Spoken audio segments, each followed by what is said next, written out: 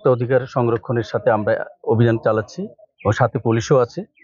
এটা আপনি জানেন যে মাহে রমজান পবিত্র রোজার মাস, সবাই রোজা রাখেন ম্যাক্সিমাম মানুষ, কিন্তু আমরা হাইজেনিক খাওয়া খেতে পারি না।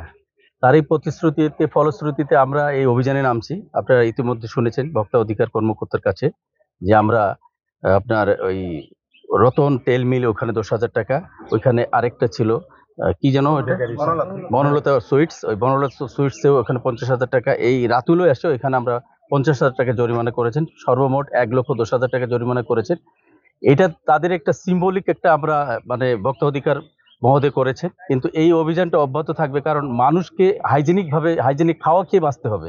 এই অভিযান আমাদের অব্যাহত থাকবে, শুধু জয়পুরহাট না, পার্শ্ববর্তী জেলাগুলো আমাদের যে জুরিডিকশন আছে সেগুলো মনিটরিং কার্যক্রম পরিচালনা করেছি পুরো জয়পুরহাট শহরেই। তো আপনারা ইতিমধ্যেই জানতে পেরেছেন যে আমরা ইতিমধ্যে কয়েকটি প্রতিষ্ঠানে আমরা মনিটরিং কার্যক্রম সম্পন্ন করেছি।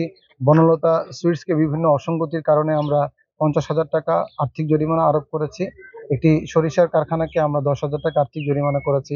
আর এই মুহূর্তে আমরা যে বেকারির সামনে দাঁড়িয়ে আছি, রাতুল বেকারি, আসলে আমরা আউটলেটগুলোকে যতটা পরিচ্ছন্ন পরিপাটি দেখতে পাই, কিন্তু আসলে তাদের কারখানাগুলো ঠিক ততটাই অপরিচ্ছন্ন এবং অস্বাস্থ্যকর পরিবেশ।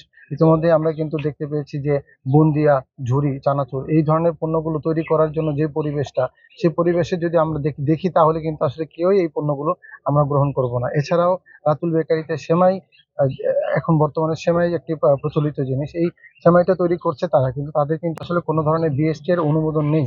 তো বিএসটি এর অনুমোদন ছাড়া কোনো ধরনের পণ্য তৈরি করাটাও এক ধরনের অন্যায় এবং অপরাধ। তো আমরা কিন্তু আজকে এই রাতুল বেকারিকেও 50,000 টাকা আর্থিক জরিমানা আরোপ করেছি। আর পুরো রমজানে কিন্তু নিরাপদ খাদ্য নিশ্চিতে আমাদের এই অভিযান